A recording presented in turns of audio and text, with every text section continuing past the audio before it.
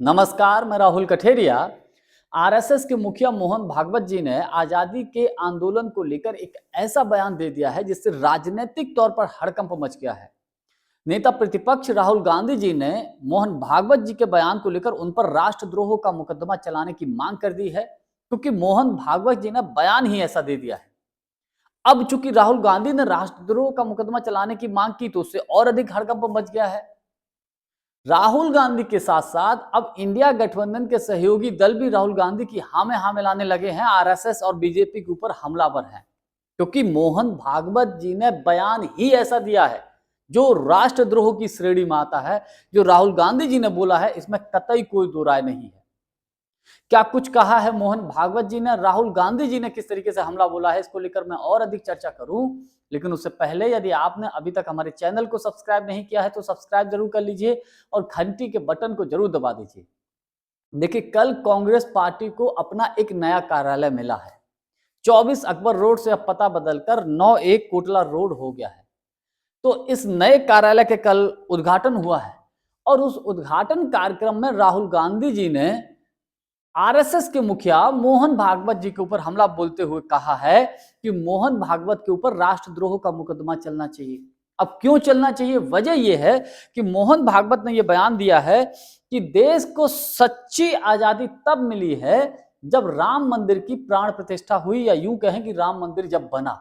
उनकी नजर में देश को सच्ची आजादी तब मिली। उनका मानना है, मोहन भागवत का यह बयान है कि 1947 में देश को सिर्फ अंग्रेजों से राजनीतिक स्वतंत्रता मिली। यानी कि मोहन भागवत का मानना यह है कि जो भारत के जो संविधान है वो सही नहीं है। भारत का संविधान देश में दलितों, पिछड़ों, आदिवासियों, अल्पसंख्यकों, हर गरीब तबके के व्यक्ति को समान अधिकार देता है।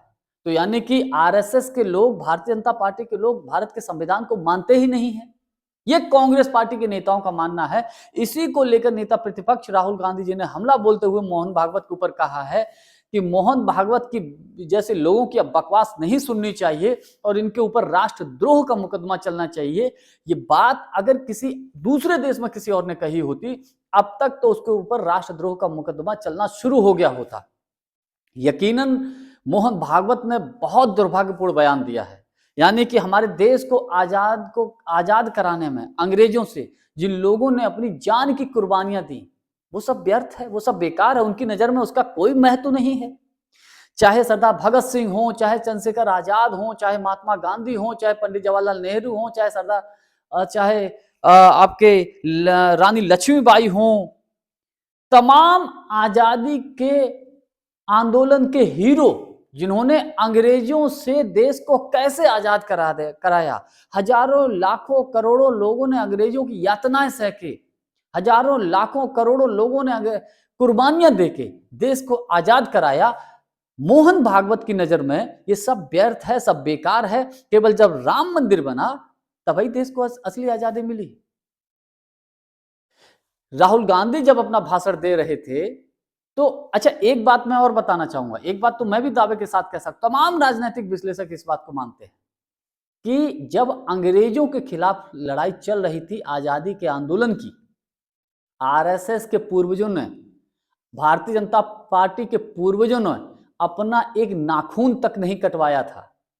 यानी कि कई तमाम लोग तो ये मानते हैं कि आरएसएस के पूर्वज, बीजेपी के पूर्वज मुखबरी करते थे अंग्रेजों के लिए। तमाम राजनीतिक विश्लेषकों के ये तमाम ऐसे बयान पढ़े, आप सुन लीजिए, देख लीजिए।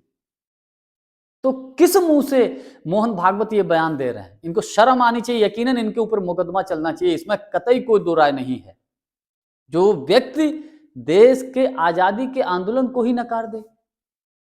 राहुल गांधी ने इस मौके पर चुनाव आयोग पर भी तीखी टिप्पणी की। उन्होंने कहा, जब महाराष्ट्र का चुनाव हुआ तो मुझे लगा कि कुछ ना कुछ गड़बड़ी हुई है और 1 करोड़ जो वोटर बढ़े, 1 करोड़ जो वोट बढ़े, तो मैंने उनसे मांग की चुनाव आयोग से कि इस लिस्ट को हमको दे दिया जाए। तो चुनाव आयोग ने वो लिस्ट सौंपी नहीं, देने से मना कर दिया। यानी कि कुछ ना कुछ तो महाराष्ट्र के इलेक्शन में गड़बड़ी हुई है। देखिए, जिस तरीके से राहुल गांधी ने मोहन भागवत जी के ऊपर हमला बोला, आरएसएस के ऊपर हमला बोला, ऐसा ये पहली दफा नहीं है। राहुल गांधी अक्सर कर आरएसएस के ऊपर हमला बोलते रहते हैं, बीजेपी के ऊपर हमला बोलते रहते हैं। लेकिन पहली दफा राहुल गांधी ने इतने कड़े शब्दों का प्रयोग किया है कि मोहन भागवत के ऊपर राष्ट्रद्रोह का मुकदमा चलना चाहिए, क्योंकि मोहन भागवत ने बयान ही ऐसा दिया है। यानी कि मोहन भागवत या आरएसएस के लोग भारत के संविधान को नहीं मानते हैं। इनकी नजर में चाहे एससी, ओबीसी, एसटी, अल्पसंख्यक सिर्फ दबे कुचले रहें, इनको ये अधिकार दिए ही नहीं जाते। तमाम ऐसे उदाहरण हैं। जब देश में संविधान लागू हुआ था तो बाबा साहब डॉक्टर भीमराव अंबेडकर के पुतले जलाए गए थे। किसने जलाए थे जरा पता कर लीजिए। जब देश में संविधान लागू हुआ था तो संविधान की प्रतियां जलाई गई थी। किसने जलाए थे ये भी आप पता कर लीजिए। तो कहने का मतलब यह है, आरएसएस के लोगों के मुंह से अक्सर कर इस तरीके की जो इनका पेट का जो दर्द है, क्योंकि आजादी के आंदोलन में इनका कोई रोल तो योगदान तो है नहीं, तो ये करते क्या है, या तो जो कांग्रेस के जो पूर्वज हैं उनको अपना दिखाने की कोशिश करते हैं। उदाहरण के तौर पर सरदार वल्लभ भाई पटेल जी की प्रतिमा को जो गुजरात में बनाई गई है, उसको ये दिखाने की कोशिश की साहब हम इनको बहुत मानते हैं, और नेहरू वर्सेस सरदार वल्लभ भाई पटेल करने की कोशिश की। ये खूब प्रोपेगेंडा चलाया गोदी मीडिया के माध्यम से, लेकिन सच्चाई अधिक दिनों तक छुपती नहीं है। तो इनका अपना व्यक्तिगत तौर पर देश को आजाद कराने में तो कोई योगदान है नहीं। तो इन प्रकार आरएसएस के लोग, बीजेपी के लोग क्या करते हैं, आजादी के आंदोलन को थोड़ा सा कम करने की कोशिश करते हैं। मोहन भागवत जी का जो बयान है उसी तरफ इशारा करता है, और इसी को लेकर कांग्रेस पार्टी ने जबरदस्त तरीके से हमला बोला है आरएसएस के मुखिया मोहन भागवत के ऊपर।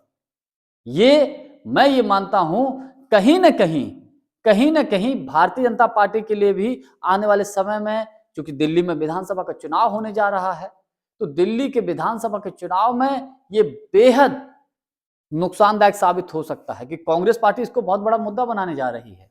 और दूसरी बड़ी बात यह है कि अब बीजेपी के लोग क्या कह रहे हैं कि अपने भाषण के दौरान राहुल गांधी ने इंडियन स्टेट का नाम लिया है, कुछ ऐसा बोला है, तो भाजपा के लोग कह रहे हैं कि वो इंडियन स्टेट के खिलाफ है। जबकि इंडियन स्टेट का मतलब यह है कि जब कुछ सरकारी संस्थाओं के समूह को हम इंडियन स्टेट बोल सकते हैं। जो सरकारी संस्थाएं होती हैं जैसे कि ईडी हो गई, सीबीआई हो गई, इनकम टैक्स हो गया, चुनाव आयोग हो गया, सबको कंबाइन करके आप इंडियन स्टेट बोल सकते हो। इस तरीके से राहुल गांधी ने अपना भाषण दिया था, लेकिन भारतीय जनता पार्टी वाले लोग क्या कर रहे हैं, इसको आधा अधूरा भाषण चलाकर और इसको प्रचारित ये कर रहे हैं कि राहुल गांधी ने भारत के खिलाफ बयान दिया है। यानी कि सच्चाई अधिक दिनों तक छुपती नहीं है। मोहन भागवत जी ने जो बयान दिया है, मेरा व्यक्तिगत मानना यह है, भारतीय जनता पार्टी के लिए, आरएसएस के लिए, दोनों लोगों के लिए ये गले की हड्डी बन चुका है। क्योंकि भारतीय जनता पार्टी तो आरएसएस जो है भारतीय जनता पार्टी का पितृ संगठन है। आप इसको ऐसे देखिए ना, भारतीय जनता पार्टी में जो भी टॉप लीडरशिप है, जो आगे जाते हैं, उनको आरएसएस से ही गुजरना पड़ेगा। जो आप आरएसएस से निकल कर आएंगे तभी वो भारतीय जनता पार्टी में उच्च पदों पर पहुंच पाते हैं। तो जो मोहन भागवत जी ने बयान दिया है, पहले तो मैं खुद ये मानता हूं बेहद दुर्भाग्यपूर्ण है। मोहन भागवत जी को अपने इस बयान पर माफी मांगनी चाहिए। किसी भी तरीके से ये बिल्कुल भी सही नहीं है, और कांग्रेस पार्टी तो मोहन भागवत जी के बयान पर हमलावर है ही। जानकारी हमारी आपको कैसी लगी, कमेंट्स करके हमको जरूर बताइएगा। बहुत बहुत धन्यवाद। नमस्कार।